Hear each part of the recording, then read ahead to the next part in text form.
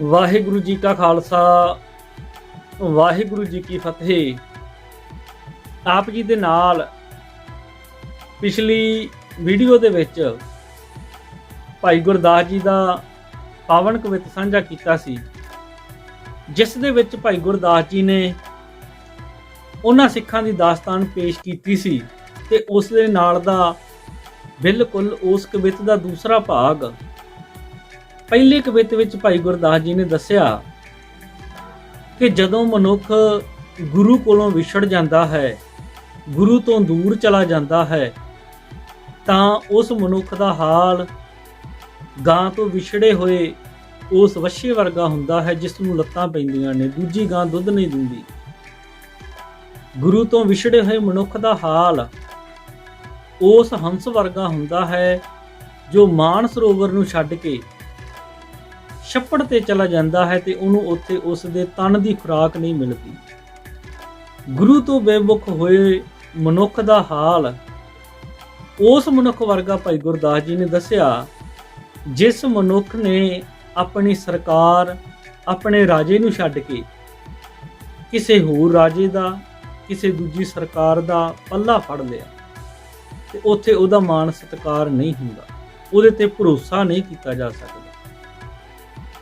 ਅਤੇ ਨਾਲ ਇਹ ਆਪਾਂ ਪਿਛਲੇ ਕਵਿਤ ਵਿੱਚ ਉਦਾਹਰਨਾਂ ਵਿਚਾਰੀਆਂ ਸਨ ਤੇ ਨਾਲ ਹੀ ਇਹਦੇ ਵਿੱਚ ਭਾਈ ਗੁਰਦਾਸ ਜੀ ਨੇ ਦੱਸਿਆ ਸੀ ਕਿ ਜਿਹੜਾ ਮਨੁੱਖ ਗੁਰੂ ਨੂੰ ਛੱਡ ਕੇ ਕਿਸੇ ਹੋਰ ਦੇ ਦਰ ਤੇ ਜਾਂਦਾ ਹੈ, ਉਹਦੇ ਤੇ ਵੀ, ਜਿਹਦੇ ਵੀ ਦਰ ਤੇ ਗਿਆ, ਉਹ ਭਰੋਸਾ ਨਹੀਂ ਕਰਦਾ ਕਿ ਜੇ ਇਹ ਇਨਸਾਨ ਆਪਦੇ ਗੁਰੂ ਦਾ ਨਹੀਂ ਹੋਇਆ, ਆਪਣੇ ਧਰਮ ਵਿੱਚ ਪਰਪੱਕ ਨਹੀਂ ਰਿਹਾ, ਤੇ ਸਾਡੇ ਨਾਲ ਸਾਡੇ ਧਰਮ ਵਿੱਚ ਜਾਂ ਸਾਡੀ ਵਿਚਾਰਧਾਰਾ ਵਿੱਚ ਕਦੋਂ ਤੱਕ ਪਰਪੱਕ ਰਹੇਗਾ, ਇਹਦਾ ਕੋਈ ਭਰੋਸਾ ਨਹੀਂ।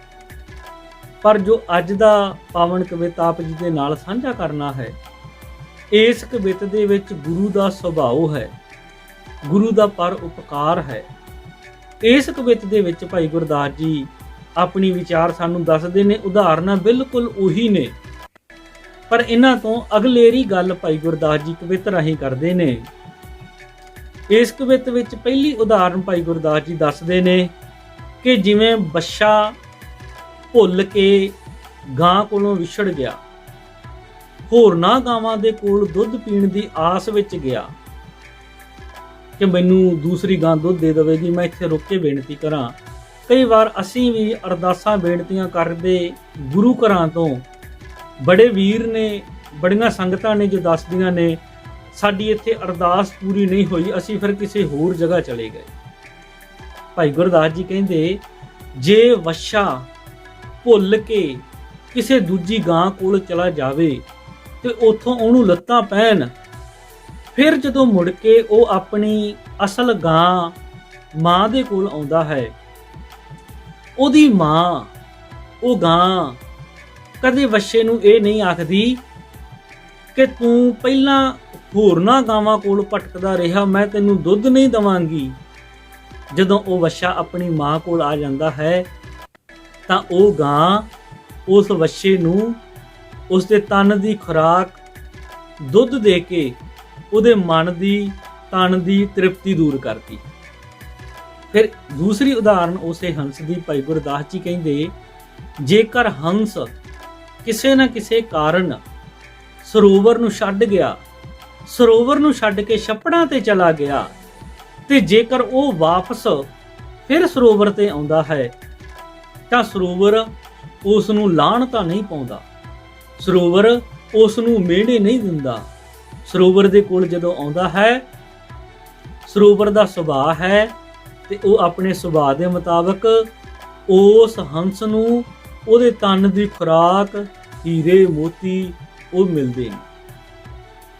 ਇਸੇ ਤਰ੍ਹਾਂ ਤੀਸਰੀ ਉਦਾਹਰਨ ਉਹ ਸਿਆਸੀ ਰਾਜੇ ਦੀ, ਸਰਕਾਰ ਦੀ ਕਰਦੇ ਨੇ ਕਿ ਜਿਵੇਂ ਇੱਕ ਸਿਆਸੀ ਬੰਦਾ ਆਪਣੀ ਪਾਰਟੀ ਛੱਡ ਕੇ ਦੂਜੀ ਪਾਰਟੀ ਵਿੱਚ ਚਲਾ ਗਿਆ, ਭਾਵ ਆਪਣੇ ਰਾਜੇ ਨੂੰ ਛੱਡ ਕੇ ਕਿਸੇ ਦੂਜੇ ਰਾਜ ਦੇ ਰਾਜੇ ਕੋਲ ਚਲਾ ਗਿਆ, ਤੇ ਜੇ ਕਿਤੇ ਉਹੀ ਰਾਜਾ ਫਿਰ ਵਾਪਸ ਆਪਣੇ ਰਾਜੇ ਕੋਲ ਆ ਜਾਵੇ, ਆਪਣੀ ਸਰਕਾਰ ਵਿੱਚ ਆ ਜਾਵੇ, ਭਾਈ ਗੁਰਦਾਸ ਜੀ ਕਹਿੰਦੇ ਉਹਦਾ ਮਾਣ, ਉਹਦਾ ਸਤਿਕਾਰ ਜਿੰਨਾ ਪਹਿਲਾਂ ਸੀ ਉਦੋਂ ਚੌਗਣਾ ਹੋ ਜਾਂਦਾ ਹੈ। ਇਸੇ ਤਰ੍ਹਾਂ ਕਹਿੰਦੇ ਨੇ ਜਿਹੜਾ ਗੁਰੂ ਹੈ, ਗੁਰੂ ਦਾ ਇਹ ਸੁਭਾਅ ਹੈ। ਗੁਰੂ ਦਾ ਜੇਕਰ ਸਿੱਖ ਕਿਤੇ ਨਾ ਕਿਤੇ ਭੁੱਲ ਕੇ, ਭਟਕ ਕੇ, ਕਿਸੇ ਅੰਧ ਵਿਸ਼ਵਾਸ ਵਿੱਚ ਪੈ ਕੇ ਜਦੋਂ ਗੁਰੂ ਤੋਂ ਬੇਮੁਖ ਹੋ ਜਾਂਦਾ ਹੈ ਤੇ ਕਿਤੇ ਨਾ ਕਿਤੇ ਫਿਰ ਜਦੋਂ ਗੁਰੂ ਕੋਲ ਆ ਜਾਂਦਾ ਹੈ, ਸਾਡੇ ਇਤਿਹਾਸ ਵਿੱਚ ਬੜੀਆਂ ਐਸੀਆਂ ਉਦਾਹਰਨਾਂ ਨੇ। ਜੇਕਰ ਆਪਾਂ ਇਤਿਹਾਸ ਪੜ੍ਹੀਏ ਸ਼੍ਰੀ ਦਰਬਾਰ ਸਾਹਿਬ, ਸ਼੍ਰੀ ਮੁਕਤਸਰ ਸਾਹਿਬ ਜੀ ਦਾ, ਕਿ ਕਿਸ ਤਰ੍ਹਾਂ 40 ਮੁਕਤਿਆਂ ਨੇ ਗੁਰੂ ਸਾਹਿਬ ਜੀ ਨੂੰ ਬੇਦਾਵਾ ਦਿੱਤਾ, ਬੇਮੁਖ ਹੋਏ ਤੇ ਮੁਕਤਸਰ ਸਾਹਿਬ ਜੀ ਦੀ ਪਾਵਨ ਧਰਤੀ ਤੇ ਫਿਰ ਇਕੱਤਰ ਹੋ ਕੇ ਗੁਰੂ ਸਾਹਿਬ ਅੱਗੇ ਬੇਨਤੀ ਕੀਤੀ। ਗੁਰੂ ਨੇ ਇਹ ਨਹੀਂ ਆਖਿਆ ਵੀ ਤੁਸੀਂ ਮੇਰੇ ਤੋਂ ਬੇਮੁਖ ਹੋ ਗਏ ਸੀ। ਗੁਰੂ ਨੇ ਇਹ ਨਹੀਂ ਆਖਿਆ ਤੁਸੀਂ ਮੈਨੂੰ ਚਿੱਠੀ 'ਚ ਲਿਖ ਕੇ ਦੇ ਦਿੱਤਾ ਸੀ। ਗੁਰੂ ਦੇ ਦਰ ਤੇ ਆਏ, ਗੁਰੂ ਨੇ ਉਹਨਾਂ ਨੂੰ ਆਪਣੇ ਗਲ ਦੇ ਨਾਲ ਲਾਇਆ, ਉਹਨਾਂ ਨੂੰ ਅਸੀਸਾਂ ਬਖਸ਼ੀਆਂ, ਉਹਨਾਂ ਤੇ ਬੜੀ ਕਿਰਪਾ ਕੀਤੀ।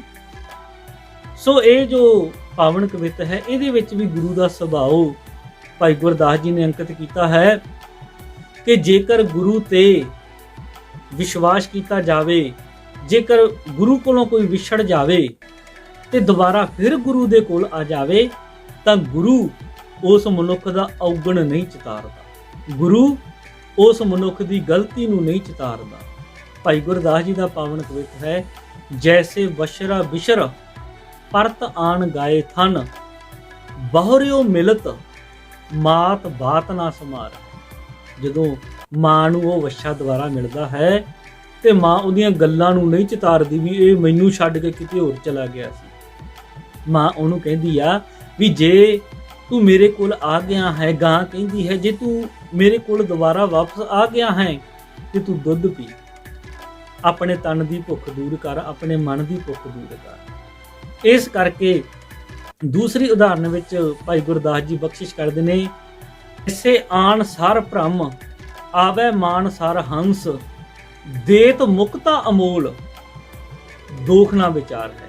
ਭਾਈ ਗੁਰਦਾਸ ਜੀ ਕਹਿੰਦੇ ਹੰਸ ਦੇ ਦੋਖ ਨੂੰ, ਦੋਸ਼ ਨੂੰ ਸਮੁੰਦਰ ਸਾਗਰ ਵਿਚਾਰਦਾ ਨਹੀਂ, ਉਹਨੂੰ ਉਹਦੇ ਜੀਵਨ ਦੀ ਜਿਹੜੀ ਤਨ ਦੀ ਖੁਰਾਕ ਹੈ ਉਹ ਉਹਨੂੰ ਦੇ ਦਿੰਦਾ ਹੈ। ਇਸੇ ਤਰ੍ਹਾਂ ਤੀਸਰੀ ਉਦਾਹਰਨ ਵਿੱਚ ਭਾਈ ਗੁਰਦਾਸ ਜੀ ਬਖਸ਼ਿਸ਼, ਜੈਸੇ ਨਿਰਪ ਸੇਵਕ ਜੋ ਆਣ ਦੁਆਰ ਹਾਰ ਆਵੇ, ਚੌਗ ਨੂੰ ਵਢਾਵੇ ਨਾ ਅਵਗਿਆ ਔਰ ਧਾਰ ਹੈ। ਅਤੇ ਅਖੀਰ ਤੇ ਭਾਈ ਗੁਰਦਾਸ ਜੀ ਕਹਿੰਦੇ ਨੇ, ਸਤਿਗੁਰ ਅਸਰਨ ਸਰਨ ਦਇਆਲ ਦੇਵ, ਸਿੱਖਨ ਕੋ ਭੂਲਬੋ ਨਾ ਰਿੱਧ ਮੈਂ ਨਿਹਾਰ ਹੈ। ਕਹਿੰਦੇ ਸਤਿਗੁਰੂ ਆ ਜੋ, ਅਸਰਨ ਦਾ ਅਰਥ ਹੈ ਜਿਸ ਨੂੰ ਕੋਈ ਸ਼ਰਨ ਨਾ ਮਿਲੀ ਹੋਵੇ। ਸਤਿਗੁਰੂ ਨਿਆਸਰਿਆਂ ਦਾ ਆਸਰਾ ਹੈ, ਜਿਨ੍ਹਾਂ ਨੂੰ ਸ਼ਰਨ ਨਹੀਂ ਮਿਲਦੀ ਉਹਨਾਂ ਨੂੰ ਸ਼ਰਨ ਦੇਣ ਵਾਲਾ ਹੈ। ਸਿੱਖਨ ਕੋ ਭੂਲਬੋ ਨਾ ਰਿੱਧ ਮੈਂ ਨਿਹਾਰ ਹੈ। ਜਿਵੇਂ ਇੱਕ ਗਾਂ ਆਪਣਾ ਵੱਛਾ ਵਿਛੜ ਕੇ ਕਿਸੇ ਹੋਰ ਗਾਂ ਕੋਲ ਗਿਆ ਤੇ ਵਾਪਸ ਗਾਂ ਕੋਲ ਆਇਆ, ਉਹਦੀ ਗਾਂ ਭੁੱਲ ਨਹੀਂ ਚਿਤਾਰਦੀ। ਇੱਕ ਹੰਸ ਸਰੋਵਰ ਨੂੰ ਛੱਡ ਕੇ ਕਿਤੇ ਹੋਰ ਚਲਾ ਗਿਆ, ਜਦੋਂ ਵਾਪਸ ਸਰੋਵਰ ਕੋਲ ਆਇਆ, ਸਰੋਵਰ ਨੇ, ਸਾਗਰ ਨੇ ਉਹਦਾ ਜਿਹੜਾ ਦੁੱਖ ਹੈ, ਜਿਹੜੀ ਉਹਦੀ ਗਲਤੀ ਹੈ ਉਹ ਨਹੀਂ ਚਿਤਾਰੀ। ਜਿਵੇਂ ਇੱਕ ਇਨਸਾਨ ਆਪਣੀ ਸਰਕਾਰ ਛੱਡ ਕੇ ਕਿਸੇ ਹੋਰ ਸਰਕਾਰ, ਕਿਸੇ ਹੋਰ ਰਾਜ ਵਿੱਚ ਗਿਆ ਤਾਂ ਵਾਪਸ ਜਦੋਂ ਆਪਣੀ ਰਾਜ, ਆਪਣੀ ਸਰਕਾਰ ਕੋਲ ਆਇਆ, ਉਹਦੀ ਅਵਗਿਆ, ਉਹਦੀ ਗਲਤੀ ਨੂੰ ਨਹੀਂ ਚਿਤਾਰਿਆ, ਉਸ ਇਨਸਾਨ ਦਾ ਮਾਣ ਸਤਿਕਾਰ ਅੱਗੋਂ ਚੌਗਣਾ ਕਰ ਦਿੱਤਾ। ਹੇ ਗੁਰੂ ਦਾ ਸਿੱਖਾ, ਜੇ ਤੂੰ ਗੁਰੂ ਦੀ ਸ਼ਰਨ ਵਿੱਚ ਭੁੱਲਿਆ ਭਟਕਿਆ ਦੁਬਾਰਾ ਫਿਰ ਆ ਜਾਵੇਂ, ਜਿਸ ਤਰ੍ਹਾਂ ਆਪ ਜੀ ਦੇ ਨਾਲ ਇਤਿਹਾਸ ਦੀ ਘਟਨਾ ਸ੍ਰੀ ਦਰਬਾਰ ਸਾਹਿਬ ਮੁਕਤਸਰ ਸਾਹਿਬ ਭਾਈ ਮਾਨ ਸਿੰਘ ਜੀ 40 ਮੁਕਤਿਆਂ ਦੀ ਕੀਤੀ ਹੈ, ਜੇ ਤੂੰ ਗੁਰੂ ਦੀ ਸ਼ਰਨ ਵਿੱਚ ਆ ਜਾਵੇਂ, ਗੁਰੂ ਤੇਰੀ ਗਲਤੀ ਨੂੰ ਨਹੀਂ ਚਿਤਾਰੇਗਾ, ਗੁਰੂ ਤੈਨੂੰ ਆਪਣੇ ਗਲ ਦੇ ਨਾਲ ਲਾ ਲਵੇ। ਸੋ ਇਹ ਭਾਈ ਗੁਰਦਾਸ ਜੀ ਦਾ ਪਾਵਨ ਕਵਿਤ ਹੈ। ਪਿਛਲੇ ਕਵਿਤ ਵਿੱਚ ਭਾਈ ਗੁਰਦਾਸ ਜੀ ਨੇ ਦੱਸਿਆ 441 ਨੰਬਰ ਕਵਿਤ ਰਾਹੀਂ, ਜੈਸੇ ਬਸ਼ਰਾ ਬਿਸ਼ਰ ਪਰਤ ਆਣ ਗਾਏ ਥਨ, ਦੁਗਧ ਨਾ ਪਾਣ ਕਰੈ ਮਾਰਤ ਹੈ ਲਾਤ ਕੀ, ਜੈਸੇ ਮਾਨ ਸਰ ਤਿਆਗ ਆਨ ਸਰ ਜਾਤ ਹੰਸ, ਖਾਤ ਨਾ ਮੁਕਤਾਹ ਫਲ ਭੁਗਤ ਜੁਗਾਤ ਕੀ। ਅਤੇ ਤੀਸਰੀ ਉਦਾਹਰਨ ਵਿੱਚ ਭਾਈ ਗੁਰਦਾਸ ਜੀ ਨੇ ਬਖਸ਼ਿਸ਼ ਕੀਤਾ ਹੈ, ਜੈਸੇ ਰਾਜ ਦੁਆਰ ਤਜ ਆਣ ਦੁਆਰ ਜਾਤ ਜਨ, ਹੋਤ ਮਾਨ ਭੰਗ ਮਹਿਮਾਨਾ ਕਾਹੂ ਬਾਤ ਕੀ। ਅਤੇ ਜੋ ਲਾਸਟ ਅਖੀਰ ਤੇ ਸਾਨੂੰ ਗੱਲ ਦੱਸੀ ਹੈ, ਭਾਈ ਗੁਰਦਾਸ ਜੀ ਬਖਸ਼ਿਸ਼ ਕਰਦੇ ਨੇ, ਤੈਸੇ ਗੁਰ ਸਿੱਖ ਆਣ ਦੇਵ ਕੀ ਸ਼ਰਨ ਜਾਹੇ, ਰਹਿਓ ਨਾ ਪਰਤ ਰਾਖ ਸਖਤ ਨਾ ਪਾਤੀ। ਉਹਨਾਂ ਦਾ ਉੱਥੋਂ ਮੁੜਨਾ ਬੜਾ ਮੁਸ਼ਕਲ ਹੋ ਜਾਂਦਾ ਹੈ, ਉਹਨਾਂ ਦਾ ਉੱਥੇ ਰਹਿਣਾ ਵੀ ਬੜਾ ਮੁਸ਼ਕਲ ਹੋ ਜਾਂਦਾ ਹੈ। ਅਤੇ ਅੱਜ ਦੇ 444 ਨੰਬਰ ਕਵਿਤ ਅੰਦਰ ਦੱਸਿਆ ਹੈ, ਜੋ ਵਾਪਸ ਆ ਜਾਂਦੇ ਨੇ, ਜੋ ਗੁਰੂ ਦੀ ਸ਼ਰਨ ਵਿੱਚ ਆ ਜਾਂਦੇ ਨੇ, ਸਿੱਖਣ ਕੋ ਭੂਲਵੋ ਨਾ ਰਿੱਧ ਮੈਂ ਨਿਹਾਰ ਹੈ। ਗੁਰੂ ਸਿੱਖਾਂ ਦੀ ਗਲਤੀ ਨੂੰ, ਸਿੱਖਾਂ ਦੀ ਅਵੱਗਿਆ ਨੂੰ ਹਿਰਦੇ ਵਿੱਚ ਨਹੀਂ ਚਿਤਾਰਦਾ। ਸੋ ਇਹ ਪਾਵਨ ਕਵਿਤ 441 ਅਤੇ 444 ਨੰਬਰ ਸਾਨੂੰ ਇਹੀ ਸਿੱਖਿਆ ਦਿੰਦਾ ਹੈ ਕਿ ਜੇਕਰ ਅਸੀਂ ਕਿਸੇ ਨਾ ਕਿਸੇ ਕਾਰਨ ਗੁਰੂ ਤੋਂ ਵਿਛੜ ਗਏ, ਗੁਰੂ ਤੋਂ ਬੇਮੁਖ ਹੋ ਗਏ, ਜੇ ਗੁਰੂ ਦੇ ਦਰ ਤੇ ਆ ਜਾਵਾਂਗੇ ਤਾਂ ਗੁਰੂ ਸਾਨੂੰ ਬਖਸ਼ ਲਵੇਗਾ। ਗੁਰੂ ਬਖਸ਼ਣਹਾਰ ਹੈ। ਇੰਨੀਆਂ ਕੁ ਬੇਨਤੀਆਂ ਪ੍ਰਵਾਨ ਕਰਨੀਆਂ ਜੀ। ਵੀਡੀਓ ਚੰਗੀ ਲੱਗੇ ਤਾਂ ਵੱਧ ਤੋਂ ਵੱਧ ਲਾਈਕ, ਕਮੈਂਟ ਅਤੇ ਸ਼ੇਅਰ ਕਰਨਾ। ਆਪ ਜੀ ਦਾ ਬਹੁਤ ਬਹੁਤ ਧੰਨਵਾਦ।